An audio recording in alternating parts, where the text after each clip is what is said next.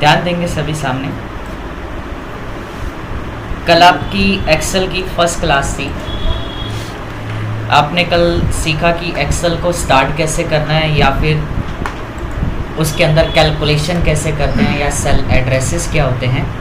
और ओपन करने के लिए मैं एक बार पॉइंट रिपीट कर देता हूँ कि अगर आपने कंप्यूटर में कोई भी एप्लीकेशन ओपन करनी हो, फिर चाहे एमएस वर्ड हो, एक्सेल हो या पावर पॉइंट हो, या इसके अलावा कोई भी अनदर एप्लीकेशन जिसमें भी आपने काम करना है, सो फर्स्ट ऑफ ऑल आपको स्टार्ट मेन्यू पे क्लिक करना है। जैसे ही मैं यहाँ पे स्टार्ट पे क्लिक करता हूँ, इसमें आपको टाइप करना है यहाँ पर एक्सेल। अब यहाँ पर चाहे तो आप एक्सेल टाइप करो या फिर इसके अलावा जब आप अपने कीबोर्ड की हेल्प से विंडो प्लस में आर प्रेस करते हैं तो आपको स्क्रीन पर एक रन डायलॉग बॉक्स मिलता है। कल बताया था ना मैंने।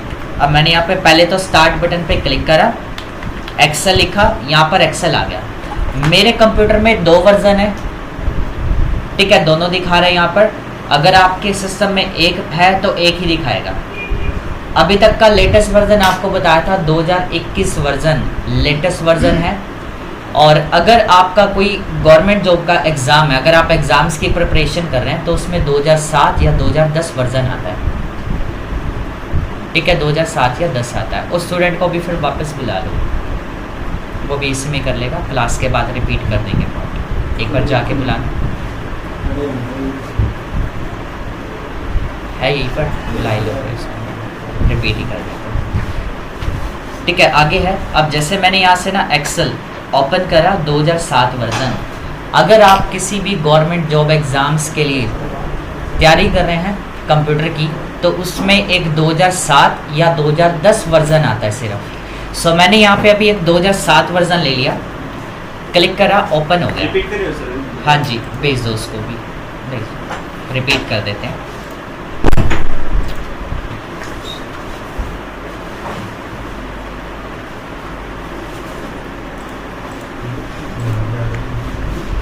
तो आपका आज मैं थोड़ा सा रिपीट करा रहा हूँ और कुछ नया सिलेबस भी पढ़ लेंगे।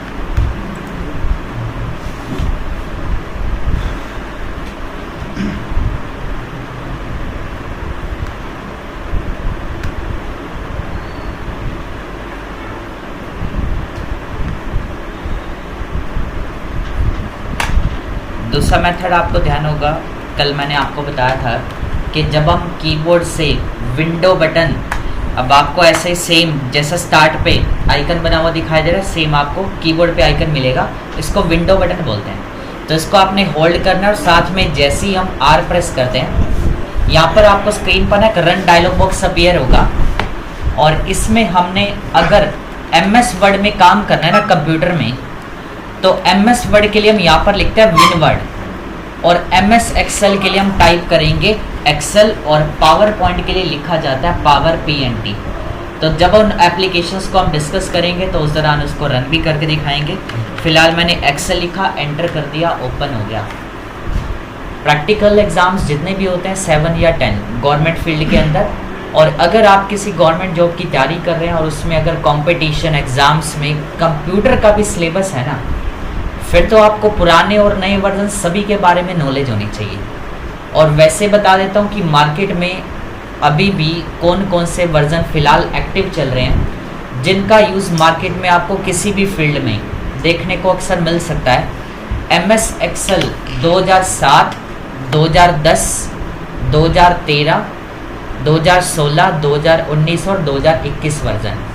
इन सभी वर्जन्स के अलावा एक वर्जन और भी है ऑफिस 365 के नेम से।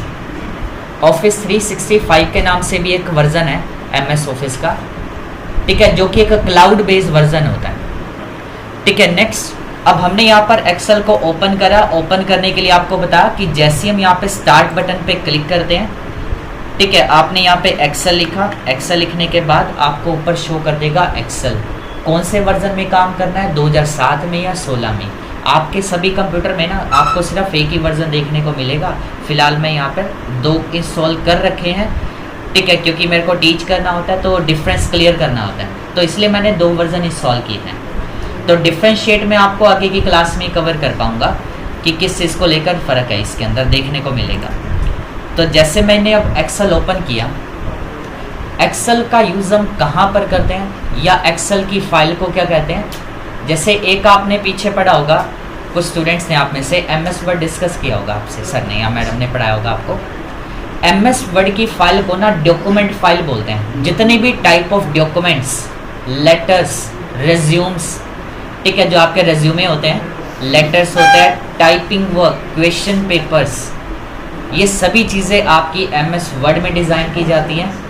और अगर हम बात करें कैलकुलेशन से रिलेटेड या टेबल फॉर्म में, अगर आपके पास एक काफ़ी वाइड अमाउंट में कंटेंट है, टेबल फॉर्म में डिज़ाइन करना है, कैलकुलेशंस करनी है, रिज़ल्ट बनाना है यूनिवर्सिटीज़ का, कॉलेजेस का, स्कूल का, तो इन सभी को डिज़ाइन करने के लिए हमें एक्सेल की नीड पड़ती है। एक्सेल एप्लीकेशन का यूज़ करना पड़ता है। चाहे हम बात करें किसी भी कंपनी में, आप अगर एज ए HR की पोस्ट पे अप्लाई कर रहे हैं तो आपको सैलरी बनाना आनी चाहिए। तो सैलरी कैसे बनाएंगे वो भी हम इसमें डिस्कस करेंगे। आपको अपने बिजनेस को मेंटेन करना है, उसमें सेल परचेज को, प्रॉफिट लॉस हो रहा है, सेल परचेज हो रही है, हर चीज़ की ट्रांजैक्शन डिटेल्स है, रिकॉर्ड मैनेज करना, तो वो हर एक चीज़ को प्रॉपरली कैसे मेंटेन करके चलेंगे वो सब हम एक्सेल में करते हैं। नेक्स्ट, अब हमने ओपन करा जब एक्सेल को, तो सबसे टॉप में इसमें आपको जो बार मिलती है उसको हम टाइटल बार पढ़ते हैं, जिसमें आपको फाइल का नेम और एप्लीकेशन का नेम भी लिखा हुआ मिलता है। ठीक है, तो फाइल का नेम देख सकते हैं यहाँ पर आपको बुक 1, और एप्लीकेशन का नेम एक्सेल जिसमें आप काम कर रहे हैं वो भी लिखा है। और MS एक्सेल की फाइल को हम वर्कबुक भी कहते हैं। एक्सेल की फाइल को वर्कबुक भी कहते हैं। जिस तरीके से आपको एक नोटबुक मिलती है, मार्केट से नोटबुक लेकर आ गया, अब उसमें क्या होता है, बीच में काफ़ी सारे पेजेस होते हैं ना। अब पहले तो वो पेजेस ही थे नोटबुक बनने से पहले, जब उन पेजेस को बाइंड किया गया तब जाके वो एक नोटबुक कहलाती है। यानी कि collection of pages is called notebook. ऐसे यहाँ पर हमारे पास वर्कशीट्स होती हैं काम करने के लिए। नीचे आपको ना 3 वर्कशीट डिफ़ॉल्ट में मिलेंगी। Excel has 3 sheets open by default in MS Excel version 2010 और इन अर्लियर वर्जन। 2010 वर्जन में या 10 से पहले जितने भी वर्जन्स हैं उन सभी में आपको डिफ़ॉल्ट 3 वर्कशीट मिलती हैं ओपन की हुई। और आपके सिस्टम में अगर 2010 से कोई भी अपर वर्जन है, कोई भी न्यूअर वर्जन है, लाइक 13, 16 है या 19 या 21 है, तो उसमें आपको एक ही शीट रनिंग में मिलेगी खुली। ठीक है, उससे हमें कोई फ़र्क नहीं पड़ता, हम नई शीट ले सकते हैं। साथ में एक आइकन दे रखा है 3rd शीट नंबर के आगे, तो आप इस आइकन पे क्लिक करके नई शीट भी ले सकते हैं। क्लिक करा, न्यू शीट आ गई। या फिर जब आप इस आइकन पे माउस लेकर जाएंगे, शॉर्टकट की भी दिखा रहा है Shift+ F11। कल आपको मैंने राइट डाउन भी कराई थी इसमें, इंसर्ट न्यू वर्कशीट Shift+ में F11। तो अगर आप भूल भी जाएं तो इस तरीके से आप चेक भी कर सकते हैं कि। और अगर बात की जाए लिमिट की, एक्सेल में आप कितनी भी वर्कशीट्स इंसर्ट कर सकते हैं, कोई लिमिट नहीं होती इसके लिए। ठीक है, और इसका आसान तरीका होता है इसको चेक करने का, आप शिफ्ट के साथ F11 बटन जब होल्ड करेंगे ना तो शीट्स इंसर्ट होती जाएंगी काफ़ी स्पीडली। नेक्स्ट पॉइंट है आपका, फर्स्ट हमने पढ़ा title bar, next one is menu bar, जिसमें आपको होम से लेकर व्यू तक ऑप्शंस मिलेंगे। इन सभी ऑप्शंस को ना टैब पढ़ा जाता है, TAB tab, home tab, insert tab, page layout tab. और उसके जस्ट नेक्स्ट आपको नीचे जो एक टूल बॉक्स मिल रहा है ना, जिसमें आपको काफ़ी सारे फीचर्स, ऑप्शन, कमांड्स मिलते हैं। इन सभी फीचर्स को कमांड्स पढ़ा जाता है एक्सेल में। बुक्स में भी आपको इसी लैंग्वेज में मिलेगा।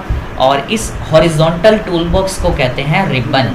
और कई बार आपको यह रिबन हाइड भी मिल सकता है कि आप किसी कंप्यूटर सिस्टम पे आप सेटिंग ले लेते हैं काम करने के लिए। हो सकता है कि आप अपने ही खुद के कंप्यूटर में प्रैक्टिस करने के लिए जब यूज़ कर रहे हैं एक्सेल का, तो उसमें पहले से आपको ऑफ मिल रहा हो, या फिर काम करते करते आपसे गलती से ऑफ हो गया। अब हमें अगर मालूम नहीं है कि ये ऑफ कैसे हो गया, ऑन कैसे किया जाएगा, वो भी बताते हैं। तो जैसे अगर हमें ऑफ करना है चाहे ऑन करना है, एक ही कमांड से आप ऑन भी कर सकते हैं, ऑफ भी।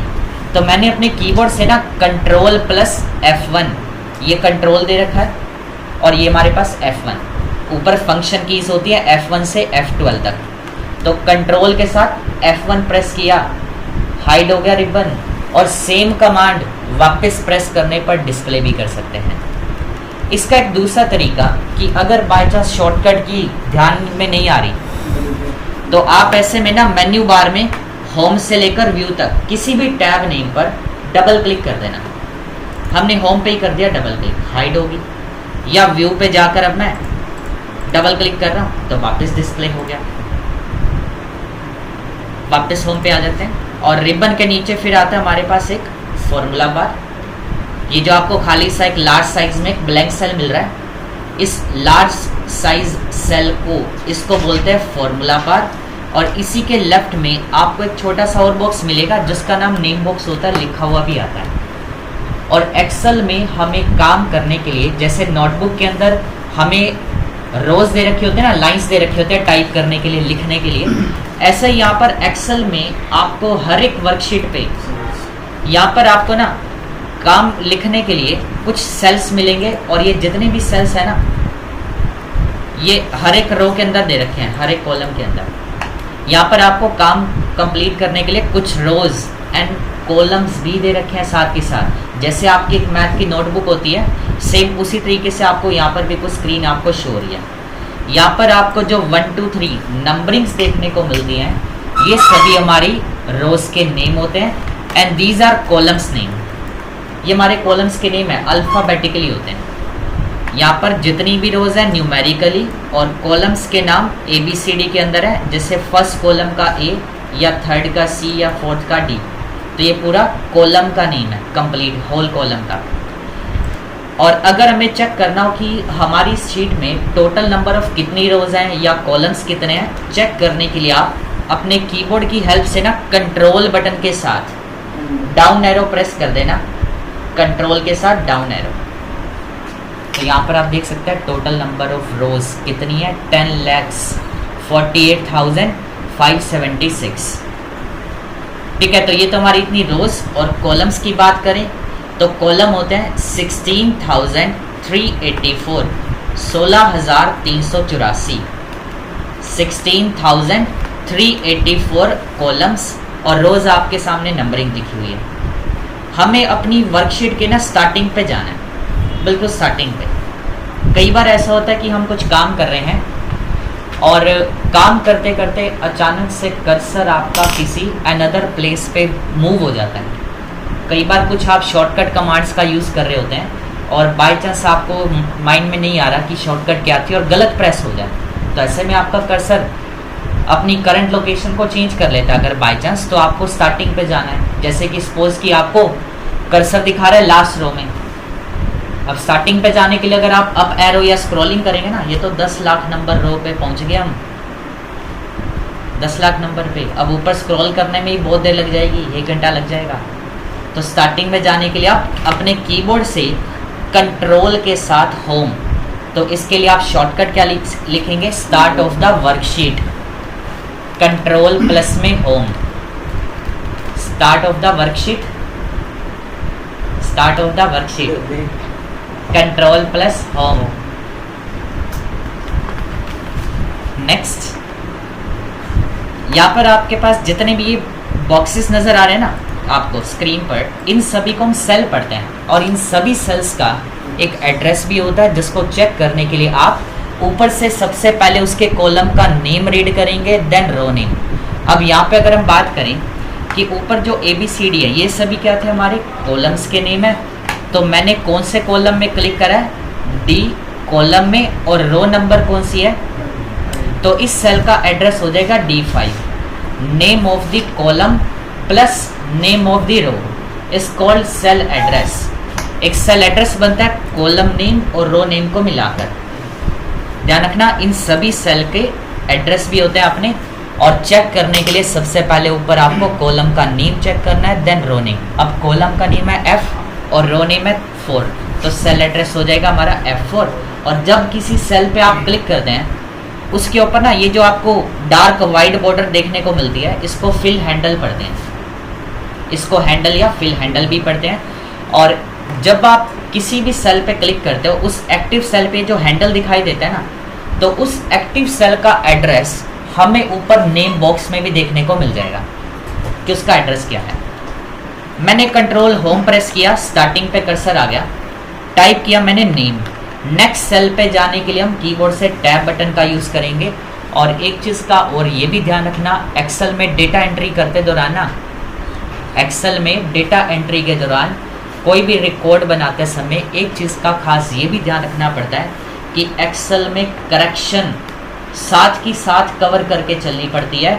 बाद में मत करना कोई भी चीज़ ऐसी, बाद के लिए कुछ भी मत छोड़ना कि भाई बाद में कर लेंगे हम इसमें करेक्शन, तो वो फिर रह ही जाएगी, ध्यान रखना। अब बाद में क्यों नहीं की जाती इसके अंदर, साथ के साथ क्यों ज़्यादा बेटर रहता है, क्योंकि अगर आपने एक छोटी सी भी मिस्टेक कर दी ना, माइनर सी भी, तो आपकी कैलकुलेशन में गड़बड़ हो जाएगी। यानी जब आप कोई भी चीज़ कैलकुलेट करोगे, रिकॉर्ड बना रहे हैं अगर आप प्रॉपरली, तो उसमें जो आउटपुट आएगी, रिजल्ट आएगा, तो वो तो रॉन्ग आ जाएगा।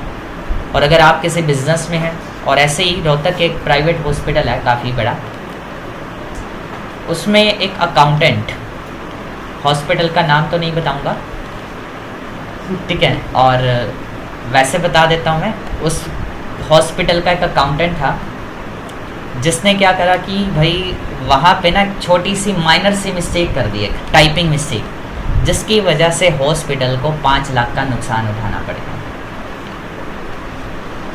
तो ऐसे ही आप भी ध्यान रखना कि एक्सेल में काफ़ी केयरफुली काम करना पड़ता है, क्योंकि कैलकुलेशन यानी हिसाब किताब का काम है।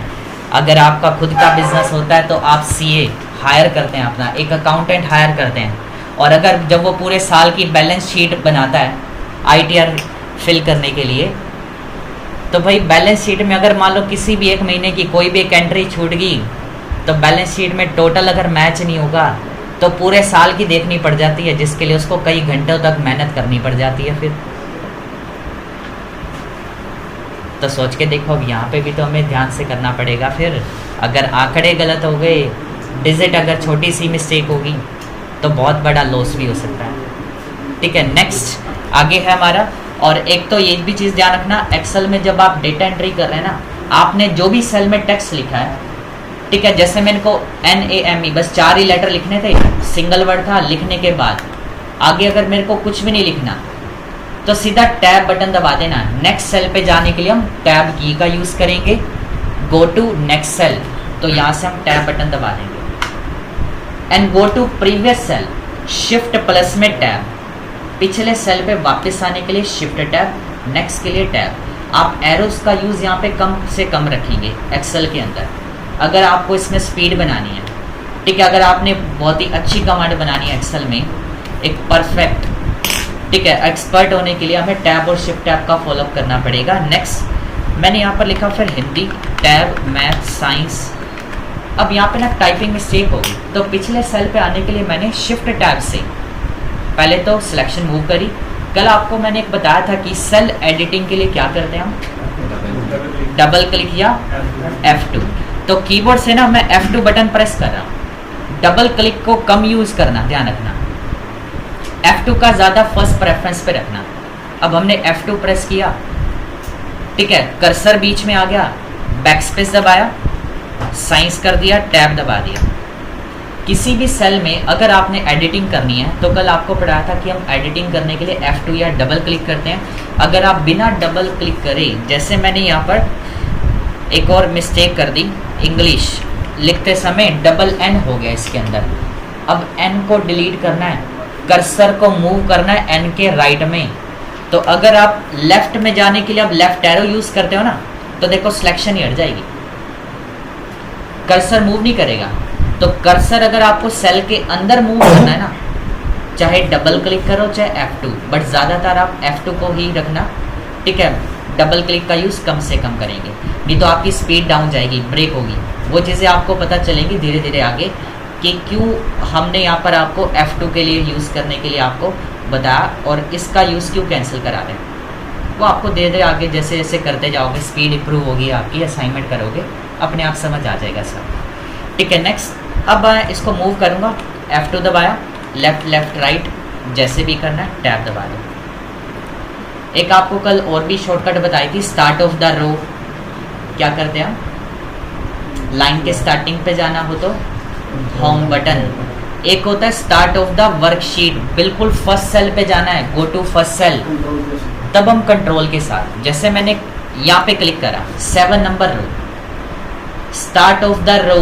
अगर मैंने आपसे कमांड पूछा है स्टार्ट ऑफ द लाइन या स्टार्ट ऑफ द रो, तब तो आप होम बटन प्रेस करके लाइन के स्टार्टिंग पे जा सकते हैं ना। अगर आपको ये बोला गया है गो टू फर्स्ट सेल, अब फर्स्ट सेल यानी कि जिसमें हमने नेम हेडिंग लिखी, यानी या फिर अगर मैं बोलूँ कि स्टार्ट ऑफ द वर्कशीट, यानी कि वर्कशीट के स्टार्टिंग पे जाना है, कंट्रोल के साथ में हो। वो डॉक्यूमेंट भेज दे बना के जो क्लास ठीक है, कोई दिक्कत नहीं, हाँ जी भेज देना। तो यहाँ पे मैंने कंट्रोल के साथ होम करा, स्टार्टिंग पे आ गया। नेक्स्ट सेल के लिए टैप करा था, टैप अगेन, एक सब्जेक्ट लिया और टोटल कर दिया, एंटर करना। नेक्स्ट लाइन में जाने के लिए हम एंटर दबाते हैं। मैंने नेक्स्ट सेल पे जाने के लिए पहले क्या करा, टैप दबाया और एंटर करते ही सेकंड रो के स्टार्टिंग पे आ रहा है, मैं वापस फर्स्ट रो में जा रहा हूँ। मैं इस बार ना टैप बटन की बजाय राइट एरो का यूज़ करूँगा नेक्स्ट सेल पे जाने के लिए। देख रहे हो, राइट राइट राइट। अब मैं एंटर की प्रेस कर रहा हूँ, तो जहाँ से आपने एंटर किया ना, उसी लाइन के जस्ट बिल्कुल नीचे वाले सेल पे आया। फिर एंटर की से ना लाइन ब्रेक जरूर होती है, पर अगर आपने नेक्स्ट सेल पे जाने के लिए टैब का फॉलोअप लिया था, तो जहाँ से टैब स्टार्ट किया था ना, उसी के नीचे आया था। एरो की का यूज़ करके अगर आप एंटर करोगे तो लाइन के स्टार्टिंग पे नहीं जाएगा, जहाँ से एंटर किया उसी के नीचे आ रहा है। देख रहे हो ना, यहाँ पे ये डिफरेंस आएगा। अब स्टार्टिंग पे जाना है तो होम दबा दो। हमने यहाँ पर नेम लिखा, मार्क्स दे दिए, टोटल निकाला था कल, तो टोटल निकालने के लिए सबसे पहले ध्यान रखना इक्वल टू का साइन जरूर लगेगा। एक्सेल में जितने भी फॉर्मूलाज होते हैं वो स्टार्टिंग विद एन हमेशा इक्वल टू से किए जाते हैं। विदाउट एन इक्वल टू कोई भी फॉर्मूला काम नहीं करेगा, और किसी भी फॉर्मूला सेल में आपने स्पेस बार का यूज़ बिल्कुल भी नहीं करना है। किसी भी फॉर्मूला सेल में स्पेस बार का यूज़ बिल्कुल भी नहीं करेंगे। फॉर्मूला चाहे आप स्मॉल लेटर या कैपिटल लेटर कैसे भी लिख सकते हैं, इट डजेंट मैटर। ठीक है, नेक्स्ट पॉइंट, अब टोटल निकाल रहे हैं। मैंने बताया कि कोई भी कैलकुलेशन करते हैं एक्सेल में, कोई भी फॉर्मूला लगाते हैं तो इक्वल टू तो लगेगा ही लगेगा, मस्त है ये तो। इसके बाद हमारे पास जैसा नेहा फर्स्ट स्टूडेंट है, हमने इसका टोटल करना है पांचों सब्जेक्ट्स का।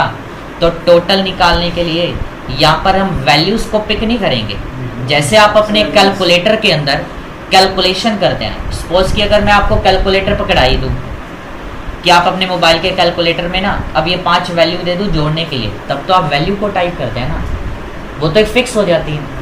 ध्यान रखना, कभी भी कैलकुलेशन के दौरान आप वैल्यूज़ को पुट मत करना, कैलकुलेशन के लिए वैल्यू को नहीं उठाना। उसका फिर एक नेगेटिव रिस्पॉन्स क्या देखने को मिलेगा, जैसे अगर मैंने 78 प्लस में 56 प्लस 34 56 सभी के मार्क्स तो लिख दिए, एंटर करने पे आंसर भी आ जाएगा फॉर वन टाइम ओनली, सिर्फ वन टाइम के लिए आएगा टोटल। और इसका आप देखो नेगेटिव रिस्पॉन्स आपको क्या क्या देखने को मिलता है। एक तो अब जैसे एसएस में 54 नंबर है, मुझे करने थे 78। आपको करेक्शन के लिए मैंने बताया डबल क्लिक या F2 दबाते हैं। एक दूसरा आसान तरीका और बताता हूँ, बिना एडिटिंग किए बिना डिलीट किए सेल डेटा को सीधा आप टाइपिंग कर दो सेल पे जाके। अब मैं यहाँ पे सीधा 78 टाइप कर रहा हूँ, एंटर कर दिया, नंबर चेंज हो गए पर टोटल अमाउंट अभी भी चेंज नहीं हुई। और अगर मैं चाहे यहाँ पर इन सभी मार्क्स को डिलीट भी कर देता हूँ ना, तब भी देखो टेक्स्ट वहाँ पे देख रहे हो टोटल हमें फिर भी दिखा रहा है, क्योंकि हमने टोटल किसका निकाला था, वैल्यूज़ का। कौन सी वैल्यूज़ का, इन वाली वैल्यूज़ का नहीं जो हमने ये टाइप कर रखी है सब्जेक्ट्स में। हमने जो सेल के अंदर इक्वल टू लगाया था ना, उनका टोटल हुआ। अगर आप इस तरीके से टोटल करते हैं ना, तो यहाँ पे अगर बाद में कल को मार्क्स चेंज होता है, जैसे किसी बच्चे की री आ गई, मार्क्स कम आ गए, इम्प्रूवमेंट का एग्ज़ाम दे दिया, तो मार्क्स तो चेंज हो जाएंगे। तो मार्क्स चेंज होंगे तो टोटल भी तो चेंज होगा। तो अब इसके अंदर एडिटिंग कैसे करेंगे, F2 दबाएंगे।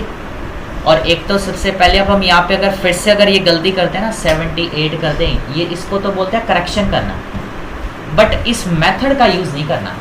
इस मेथड का यूज़ आप सिर्फ तभी कर सकते हैं जस्ट आपको एक रफ कैलकुलेशन करनी हो, आपको कोई रिकॉर्ड नहीं बनाना। मुझे जस्ट एक चेक करना है सिर्फ कि अगर मेरे पास जैसे 2 वैल्यूज़ हैं, मेरे को चेक करना है 25 प्लस में 30 कितने होते हैं, एंटर कर दूं, आ जाएगा आंसर? नहीं आएगा, क्यों? क्योंकि हमने इक्वल टू का साइन नहीं लगाया। एंटर करने पे लिखी हुई दिखा देगा ऐसे एज इट इज। तो मैंने यहाँ पे इक्वल टू, अब लिखा मैंने 30 प्लस में 25। अब देखो टोटल आ रहा है, या मुझे चेक करना है भाई इक्वल टू 8 मल्टीप्लाई में 8 कितना होता है। अब मल्टीप्लिकेशन के लिए स्टार का साइन, एंटर किया, आंसर आ रहा है। अब इसके लिए मैंने कोई अलग से डेटा प्रिंट तो नहीं करा था ना स्क्रीन पर, ये तो तब भी आ रहा है। ये तो जैसे एक रफ पार्ट होता है। तो जब भी आप एक प्रॉपर एक रिकॉर्ड डिज़ाइन कर रहे हैं तो ध्यान रखना, तो टोटल का फर्स्ट बेसिक मेथड निकालने के लिए टोटल का फॉर्मूला बनेगा equal to first cell address plus में सेकंड सेल एड्रेस प्लस में third cell and so on, add करते जाएंगे जितने भी हैं। जैसे कि अब यहाँ पे हमें टोटल निकालना है पांचों सब्जेक्ट का। आपने बस फ़र्क क्या इसमें कैलकुलेटर वाले मेथड और इसके अंदर, आपने ना वैल्यू को नहीं उठाना, जिस सेल में वैल्यू लिखी हुई है ना उस सेल के एड्रेस को उठाना है यहाँ पर। अब जैसे फर्स्ट वैल्यू आपकी कितनी है, 78 है, किस सेल में लिखी हुई है वैल्यू, B2 में, तो यहाँ पर आपने B2 टाइप करना है।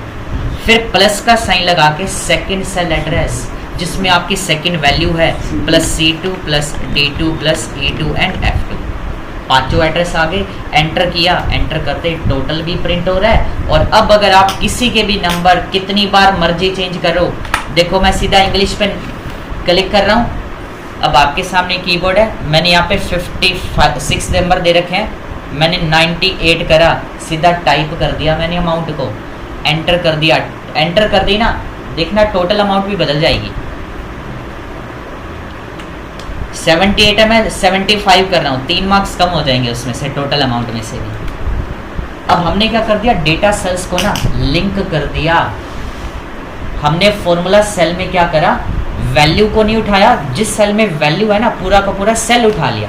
यानी कि इससे क्या होता है कि डेटा सेल्स लिंक हो जाते हैं, जिससे कि अगर बाद में कंटेंट हमारा अपग्रेड होता है, चेंजेस होती है किसी प्रकार की, तो टोटल अमाउंट में भी कंटेंट हमारा अपने आप ही अपडेट हो जाएगा। नेक्स्ट ऑप्शन है टोटल के बाद में, अगर आपने फॉर्मूला विजिट दोबारा करना है, चेक करना है, एडिट करके F2 दबा सकते हैं फॉर्मूला एडिटिंग के लिए। और बिना कुछ चेंजेस के अगर आपको बाहर आना है तो एस्केप बटन दबा दो, ठीक है। एस्केप की प्रेस कर दिया मैंने, वापस बाहर आ गए। और सेकंड मेथड होता है, आपने नोट करना हो नोट कर सकते हैं चाहे, ठीक है। और कल आपको मैं ग्रुप बना के, ठीक है, ये नोट्स वगैरह जो भी आज तक की क्लास में जितना भी हुआ है या जो भी कल भी होगा उसका कंटेंट भी भेज दूंगा सारा, ठीक है। नोट्स वगैरह जितने भी पॉइंट्स आपको मैंने बताए अभी तक, चाहे कोई भी शॉर्टकट था, नंबर ऑफ रोज कितनी है, कॉलम्स कितने हैं, सब उसमें डिफाइन होगा, ठीक है। नेक्स्ट, अब ये तो हमारा फर्स्ट मेथड हो गया, बेसिक मेथड। इस मेथड को हम सेल बाय सेल मेथड भी पढ़ते हैं, जिसमें हम हर एक इंडिविजुअली सेल्स का एड्रेस डिफाइन करते हैं कि किस किस का टोटल करना है। कि अगर हमारी फर्स्ट वैल्यू B2 में थी तो B2 लिखा, फिर C2, फिर D2, A2 and F2, add करते गए, एंटर कर दिया। सेकंड मेथड होता है इक्वल टू का साइन लगाएंगे दोबारा से। अगर क्या होगा कि आपके पास 5 की बजाय 15-20 सेल आ जाएं प्लस करने के लिए, अगर आपके पास मल्टीपल सेल्स रेंज है, कुछ अराउंड 15 से 20 सेल, आपने एडिशन करना है, यानी कि प्लस करना है उन सभी अमाउंट्स को। और अगर आप इस मेथड से करने लगे ना कि first cell plus second cell third cell, अब इसमें तो सभी का एड्रेस लिखना पड़ेगा, फॉर्मूला भी बहुत वाइड हो जाएगा और टाइम कंज्यूमिंग भी बहुत ज़्यादा होगी। तो इसका एक सेकंड मेथड होता है इक्वल टू सम। अब सम क्या एक फंक्शन का नेम है। सम एक ऐसा फंक्शन है जिसका यूज हम एडिशन करने के लिए करते हैं सिर्फ, यानी टोटल निकालने का एक शॉर्टकट मेथड कह सकते हैं। ये एक जो फॉर्मूला है सम फंक्शन, टोटल निकालने के लिए यूज करते हैं हम इसका। और टोटल में क्या चीज, एडिशन करना हो जब। अब जैसे मुझे इन सभी वैल्यूज को आपस में जोड़ना है, और जब भी किसी फंक्शन के थ्रू आप कैलकुलेशन कर रहे हैं तो ध्यान रखना उसके नेम के बाद ब्रैकेट जरूर ओपन होगी। अब is equal to sum, bracket start, parenthesis bracket लगेगी, शिफ्ट के साथ लगानी पड़ेगी, 9 के ऊपर बनी हुई है, ठीक है, शिफ्ट के साथ। ऊपर के सभी सिंबल शिफ्ट के साथ काम करते हैं। अब हमने यहाँ पर क्या लिखा, equal to sum bracket start, और किसका सम करना है, सब्जेक्ट सेल तो उतने ही रहेंगे ना, 5 के 5 ही, तो पांचों का ही सम करना है हमें। और कहाँ से स्टार्ट करना है हमने, कौन से सेल से, B2 से। कहाँ तक टोटल करना है, F2 तक, यानी कि अब B2 क्या हमारा फर्स्ट सेल है, और लास्ट सेल कहाँ तक है, F2 तक, क्योंकि लास्ट वैल्यू हमारी 5 नंबर वैल्यू F2 में लिखी हुई है। तो अब हम यहाँ पे ना B2 plus C2 plus D2 नहीं लिखेंगे इंडिविजुअली, अब सभी का सेपरेट सेपरेट नहीं लिखेंगे। अब यहाँ पर हम सिर्फ 2 ही सेल का एड्रेस लिखेंगे, फर्स्ट और लास्ट, जहाँ से जहाँ तक हमें टोटल करना है। बट अब इस बार ना बीच में प्लस का साइन भी नहीं लगाएंगे, फिर कोलन का साइन आएगा। जब भी किसी रेंज को हम डिफाइन करते हैं तो बीच में कोलन का साइन आता है। जिस टाइप की हम कैलकुलेशन कर रहे हैं वो सिंबल नहीं आएगा। अब इसको कैसे पता चलेगा कि भाई इनको प्लस ही करना है या माइनस करना है, मल्टीप्लाई, क्योंकि हमने सम लिख दिया। सम का मतलब एडिशन करना होता है, यहाँ पर सम का मतलब एडिशन करना होता है। तो किसका एडिशन करना है, हम यहाँ पर रेंज डिफाइन करेंगे जिसकी, उसी का वो सम करके दे देगा। तो जैसे हमारा फर्स्ट सेल है B2 और बीच में आपको कोलन का साइन लगाना है। आपको यहाँ पे ये जो L, ठीक है, टाइपिंग बटन दिखाई दे रहा है, सेमी कोलन LKJ, तो यहाँ पे जो L के साथ में बटन है ना, सेमी कोलन, इसी के ऊपर होता है कोलन का साइन, जो कि शिफ्ट के साथ में आएगा, सेमी कोलन। कहाँ तक टोटल करना था, F2 तक, तो यहाँ पे F2 लिख देंगे, चाहे स्मॉल या कैपिटल। और ध्यान रखना बीच में स्पेस बार का यूज़ फॉर्मूला सेल में नहीं करना बिल्कुल भी, और लास्ट में ब्रैकेट बंद करके एंटर कर देना, टोटल आ जाएगा। फिर से मैं एक एंट्री और करके दिखा देता हूँ। मैंने यहाँ पे नेम लिखा, मार्क्स लिखा, टोटल निकालना है, इक्वल टू सम लिखा पहले हमने, देन ब्रैकेट ओपन करने के बाद हमें यहाँ पर अब जैसे रमन का टोटल करना है, तो रेंज क्या बनेगी इस बार, अब क्या हो जाएगा, B3 हो जाएगा, क्योंकि रो नंबर अब 3 हो चुकी है। अब रमन की एंट्री 3rd नंबर रो है, तो यहाँ पे हमने B3 colon F3 bracket close enter कर दिया, equal to sum bracket start and first cell address colon में लास्ट सेल एड्रेस, जहाँ से जहाँ तक टोटल करना है, एंटर कर दिया, आंसर आ गया। मैंने 1-2 एंट्री और कर दी।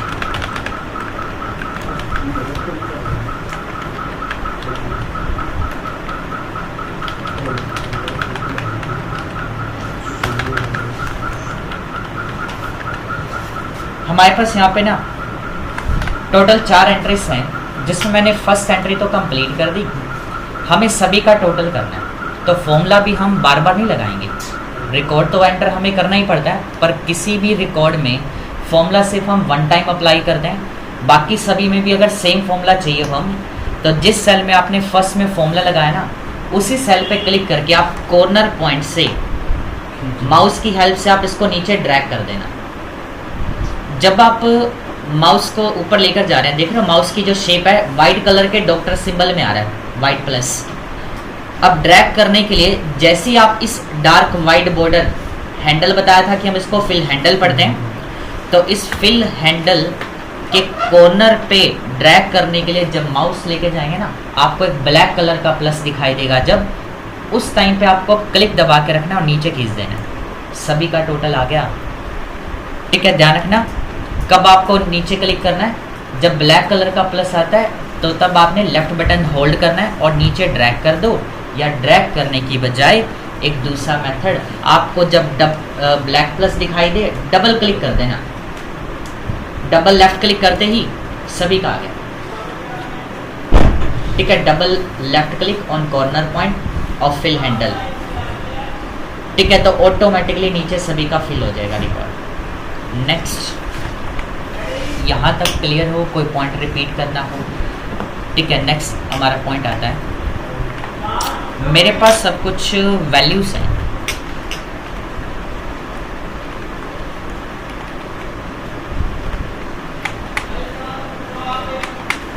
अगर मैं इन सभी वैल्यूज को आपस में प्लस करना चाहता हूँ,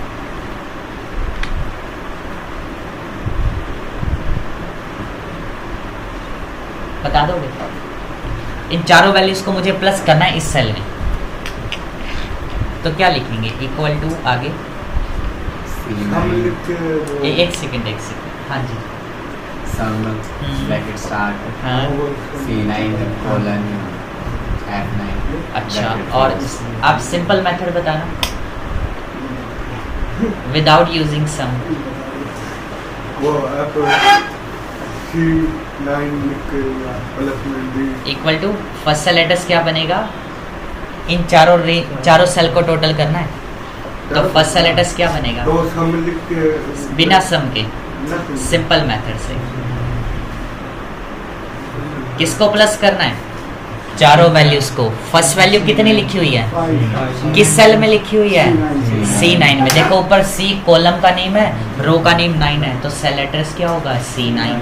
तो C9 लिखेंगे, फिर प्लस में सेकंड एड्रेस, प्लस में थर्ड, प्लस में फोर्थ। तो इस तरह से हो गया simple cell by cell method. ठीक है, नेक्स्ट। अब ये तो हो गया प्लस वाला मेथड। अगर मैं कहूँ कि भाई मुझे प्लस नहीं करना, मुझे तो मल्टीप्लाई करना है, तो आप इक्वल टू प्लस की बजाय मल्टीप्लाई का साइन, कौन सा साइन यूज करेंगे? ऊपर जो नंबर्स दे रखे हैं ना, 8 के ऊपर स्टार का साइन है, शिफ्ट के साथ दबा देना। फिर सेकंड सेल एड्रेस D2 या D9, फिर मल्टीप्लाई में third cell address into 4 cell address, चारों का हो गया, एंटर कर देंगे, आंसर प्रिंट हो गया। अब 5 को 2 से मल्टीप्लाई किया, 10 2 ज़ा 20th, और 20th को 4 से मल्टीप्लाई किया, 80 आ गया हमारा। अब इसमें अब मैं एक रिकॉर्ड बना रहा हूँ। हमने कुछ आइटम्स ले ली, रेट और क्वांटिटी एंड टोटल।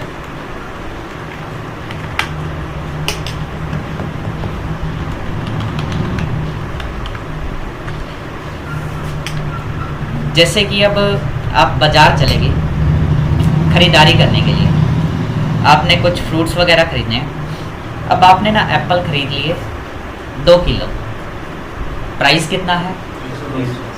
तो टोटल कितना आएगा? अच्छा, तो यहाँ पर फॉर्मूला क्या लिखेंगे? Equal to D10। अच्छा, और कोई तरीका? अभी तक जो आपने पढ़ा उस अकॉर्डिंग तो बिल्कुल परफेक्ट था आपका, कि आप एक इसको रेट सेल एड्रेस को D10 को मल्टीप्लाई कर देंगे क्वांटिटी से, एंटर कर दिया, आंसर प्रिंट हो गया। पर ध्यान रखना कि इस चीज़ में ना बहुत सारे स्टूडेंट्स एक बहुत बड़ी गलती भी करते हैं। ऊपर हमने एक हेडिंग बनाई थी टोटल की, रिकॉर्ड जब डिज़ाइन किया स्टूडेंट्स रिकॉर्ड था, अब वो तो उसमें मार्क्स दे रखे थे, मार्क्स हमेशा प्लस होंगे। अब यहाँ पर क्या है, प्रोडक्ट डिटेल्स है हमारे पास, हमने आइटम का नाम लिख दिया, रेट दे दिया, क्वांटिटी और टोटल। बहुत सारे बच्चे यहाँ पर एक गलती करते हैं, जब हम असाइनमेंट भी देते हैं इक्वल टू ना सम कराते हैं, और दोनों को रेंज को सिलेक्ट करके यहाँ पे एंटर कर देते हैं। भाई सम का मतलब एडिशन करना, जोड़ना होता है वैल्यूज़ को आपस में, प्लस नहीं करना आपने। आप आइटम्स खरीद रहे हो क्वांटिटी के अंदर, तो यहाँ पे आपको क्वांटिटी बताई जा रही है कितनी, तो मल्टीप्लाई होती है क्वांटिटी, ना कि प्लस होती है, तो प्लस मत कर देना। ठीक है, तो सिंपल मेथड से आप चाहे तो मल्टीप्लिकेशन कर दो कि रेट इनटू में क्वांटिटी, एंटर कर देंगे। और क्या अगर मैं अब यहाँ पर अमाउंट जैसे ही चेंज करके एंटर करूँगा, क्या टोटल अमाउंट एंटर करते ही चेंज होगी या नहीं होगी? हो जाएगी। क्यों होगी? क्योंकि हमने सेल का एड्रेस उठाया था, हो गया वहाँ पर। और क्या होता कि अगर मैंने यहाँ पे वैल्यू लिखी होती 120 गुना में अगर 3 लिखता हूँ, एंटर किया, अभी तो आ रहा है रिजल्ट। अब मैं चाहे इसको 5 करूँ 6 करूँ, अब देखो टोटल तो कुछ फ़र्क नहीं पड़ेगा। तो ध्यान रखना, फॉर्मूला कभी भी सेल वैल्यू पे नहीं, जिस सेल में वैल्यू है उस सेल का एड्रेस उठाना बस आपने। आई थिंक सेल एड्रेस थोड़ा बहुत आपको क्लियर हुआ होगा कि सेल एड्रेस क्यों लिखा जाता है, वैल्यू क्यों नहीं पिक करते हम यहाँ पर। और इसका एक दूसरा मेथड और भी होता है कि अगर आपको कैलकुलेशन करनी है, मल्टीपल रेंज आ जाए, जैसे प्लस के अंदर मल्टीपल सेल से तो सम लिखा था, ऐसे ही अगर आपके पास मल्टीपल सेल रेंज है और आपने प्लस की जगह मल्टीप्लाई करना हो, हम चाहते हैं cell by cell method use नहीं करना कि first into second into third into four. जैसे प्लस करने के लिए हमने एक फंक्शन यूज़ किया सम, ऐसे ही मल्टीप्लिकेशन के लिए होता है प्रोडक्ट। तो इज इक्वल टू प्रोडक्ट। और जब कोई फंक्शन के थ्रू आप कैलकुलेशन करना स्टार्ट करते हैं ना, तो उस फंक्शन को टाइप करते दौरान नीचे आपको देखो उसकी डेफिनेशन भी दिखा रहा है, यहाँ पर डेफिनेशन भी डिस्प्ले करेगा, मल्टीप्लाइज ऑल द नंबर्स। सम लिखेंगे तो उसमें लिखाएगा एड्स ऑल द नंबर्स, उसमें ऐड कर देगा। हमने प्रोडक्ट लिखा और यहाँ पर भी अब रेंज लिख देंगे, फर्स्ट सेल एड्रेस कोलन में लास्ट। ठीक है, शॉर्टकट्स आपको आगे बढ़ाऊंगा, अभी मैंने शॉर्टकट के थ्रू सिलेक्शन की है इसकी, काफ़ी स्पीडली कर ली होगी। ठीक है, और एंटर कर दिया, एंटर कर दो, आ जाएगा आंसर। ब्रैकेट लगाओ। हाँ जी, ब्रैकेट लगा दी थी मैंने, चेक कराऊँ, देखो लगी हुई है। क्या हुआ, नहीं लगाई थी? नहीं लगाई थी? लगाई थी। एंटर कर दूं? लगा रखी है? नहीं लगा रखी, लगाई हुई है, आपने ध्यान नहीं दिया। देखो अच्छा, वो बाद में ऑटोमेटिकली लग जाती है। यानी कि अगर आप किसी फंक्शन के थ्रू कैलकुलेशन कर रहे हैं तो लास्ट में ब्रैकेट बंद तो करते हैं वैसे, बट अगर नहीं कर रहे हो प्रैक्टिकली तो अपने आप लगकर आ जाएगी। ठीक है, नेक्स्ट।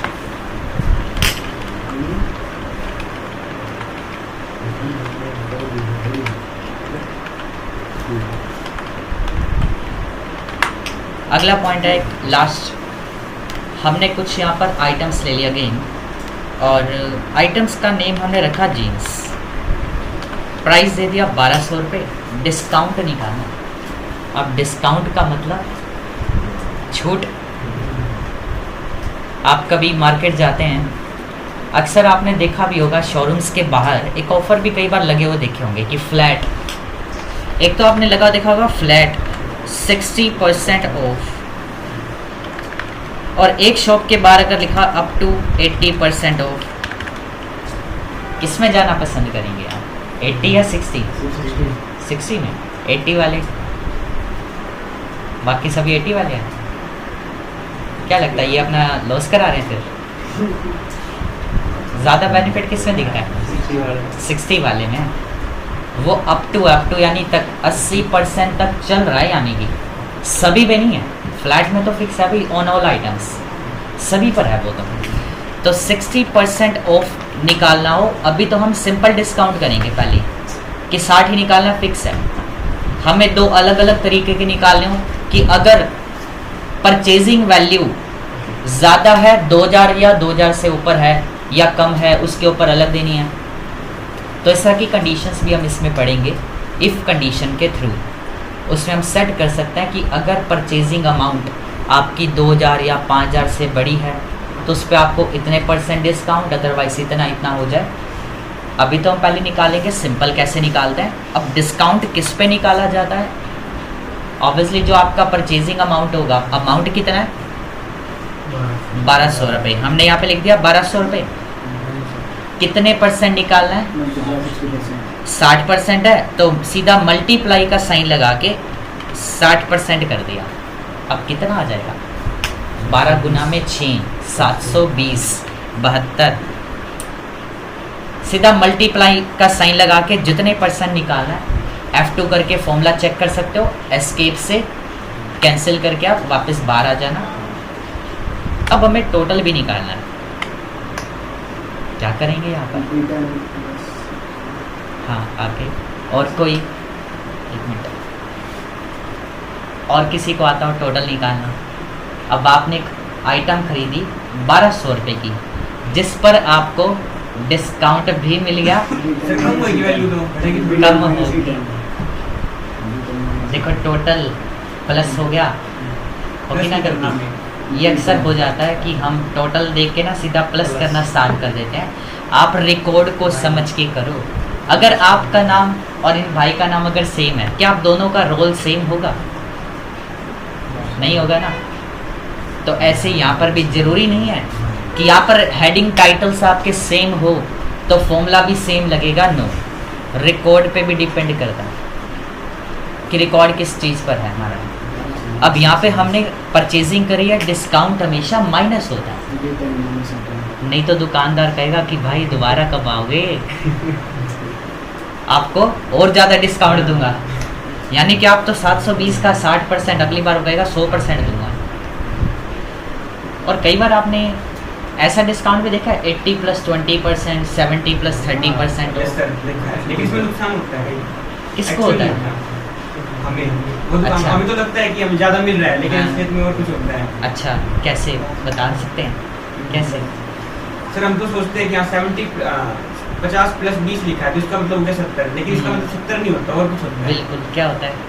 50% को 20%। हाँ जी, हम्म, ठीक है। पहले मान लो 100 रुपये की आइटम है या 1000 रुपये की आइटम है, ठीक है। आपको पहले तो 50, यानी कि ये डबल डिस्काउंट है, तो पहले जो एक्चुअल अमाउंट है ना आपकी, ठीक है, परचेजिंग वैल्यू का पहले 50 निकाल के जो अमाउंट बचेगी उसका 20% और लेस किया जाएगा अलग से, यानी 2 बार डिस्काउंट काटा जाएगा, ठीक है, इस तरीके से। तो यहाँ पर अब हमने क्या करना है, टोटल करना है। तो rate minus discount sale minus होगा यहाँ पर, और सेल का एड्रेस लिखेंगे, एंटर कर दिया, आगे आंसर 480। अब मैं 1200 की जगह ना 1500 कर रहा हूँ या 1000 कर देते हैं, तो डिस्काउंट वैल्यू और टोटल अमाउंट चेंज होगी या नहीं होगी? नहीं होगी। कौन सी नहीं होगी? डिस्काउंट वाली। डिस्काउंट वाली। दोनों चेंज होगी सर। दोनों नहीं होगी, ऐसा होनी चाहिए। होनी चाहिए। नहीं होगी। उनका आंसर ठीक है, डिस्काउंट नहीं होगा चेंज। क्यों नहीं होगा? वो हमें कुछ करना पड़ेगा। एड्रेस नहीं था। सेल एड्रेस कहाँ पे? रेट वाले वाले। बिल्कुल। अब यहाँ पर आपने क्या लिखा, 1200 वैल्यू टाइप की थी, तो ध्यान रखना वैल्यू टाइप करने का डिसएडवांटेज देख रहे हो, फिर से वैल्यू को नहीं उठाना, इसलिए बार बार रिपीट किया जा रहा है ये पॉइंट। ये गलतियाँ आपने नहीं करनी है, इनको इम्प्रूव करना है।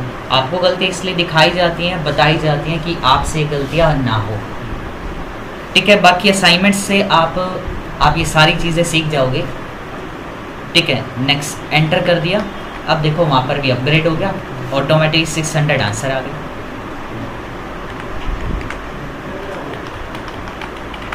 नोट करना हो आप नोट कर सकते हैं, फॉर्मूलास वगैरह कुछ भी।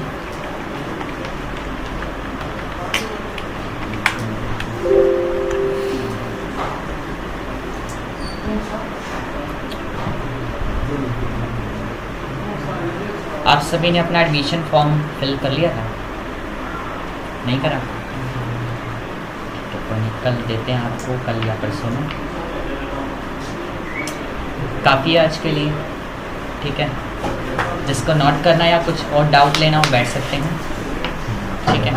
ओके। क्या